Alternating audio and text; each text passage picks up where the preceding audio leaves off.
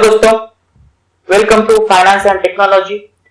अगर आपको मेरे वीडियो अच्छे लगते हैं तो don't forget to like and subscribe. आज हम एक नए टॉपिक के बारे में बात करेंगे जो है how to get import export code IEC। सबसे पहले तो देखते हैं कि IEC क्या होता है, उसकी क्या जरूरत है।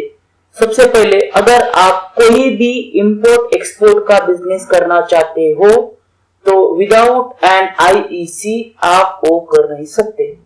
तो जो भी इंपोर्ट एक्सपोर्ट का बिजनेस स्टार्ट करना है उसके लिए आपको इंपोर्ट एक्सपोर्ट का कोड यानी कि कोई लोग बोलते हैं कि इंपोर्ट एक्सपोर्ट का लाइसेंस लेना जरूरी होता है।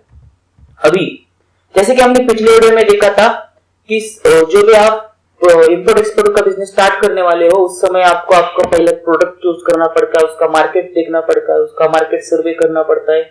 उसके बाद जब भी प्रोडक्ट डिसाइड होगा उसके बाद आपको आपकी कंपनी का नाम डिसाइड करना पड़ता है। उसके बाद जो भी कंपनी है उसको रजिस्टर करना होता है। जब रजिस्ट्रेशन करते हो तो उस रजिस्ट्रेशन के समय आपको ऑप्शंस आते हैं, प्रोप्राइटरशिप, पार्टनरशिप, सोल और limited company, private limited company, then trust या HUF।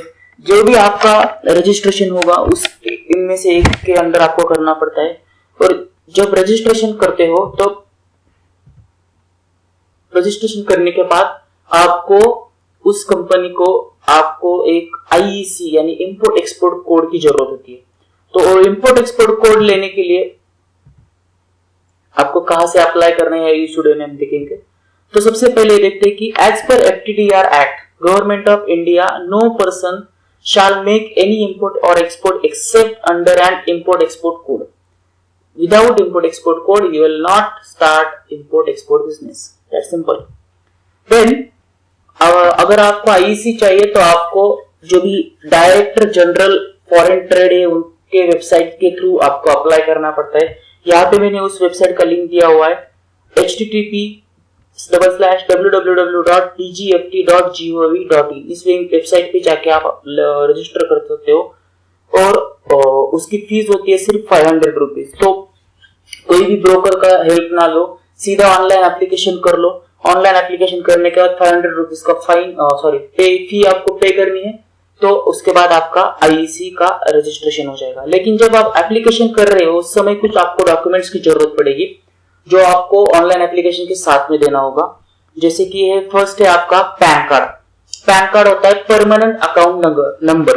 अगर आपके पास पैन नहीं है तो सबसे पहले आपको पैन कार्ड खुलवाना पड़ेगा, उसका अकाउंट निकालना पड़ेगा।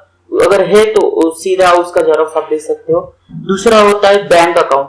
जिस नाम से आपने अपनी कंपनी रजिस्टर की है उसी नाम से एक बैंक में अकाउंट निकालना पड़ेगा।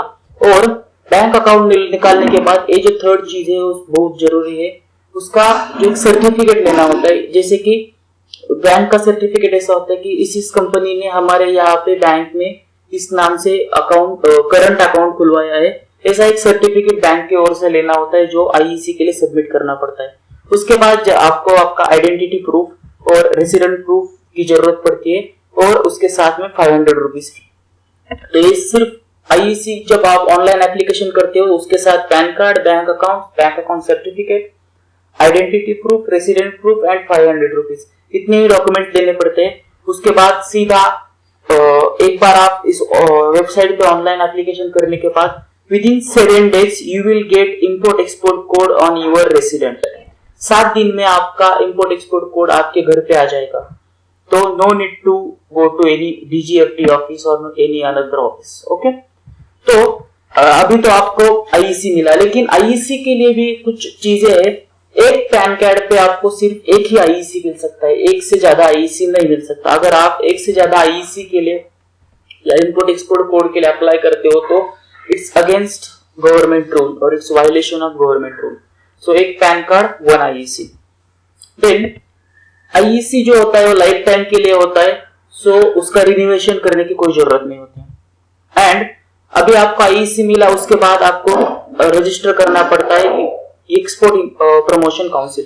जो भी सेक्टर में आपका कंपनी है, जो सेक्टर में आप एक्सपोर्ट इंपोर्ट करना चाहते हैं उसका सेक्टर्स के एक्सपोर्ट जो रहते हैं उनका प्रमोशन काउंसिल APC रहता है, उनको रजिस्ट्रेशन करना पड़ता है।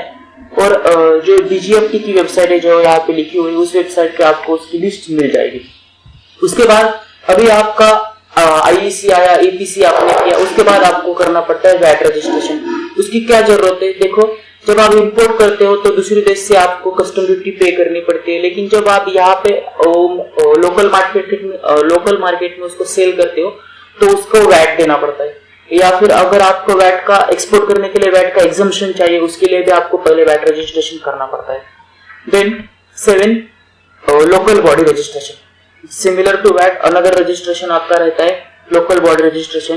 तो लीगल एस्पेक्ट जो है वैट और लोकल बॉडी रजिस्ट्रेशन आपको करने पड़ते हैं।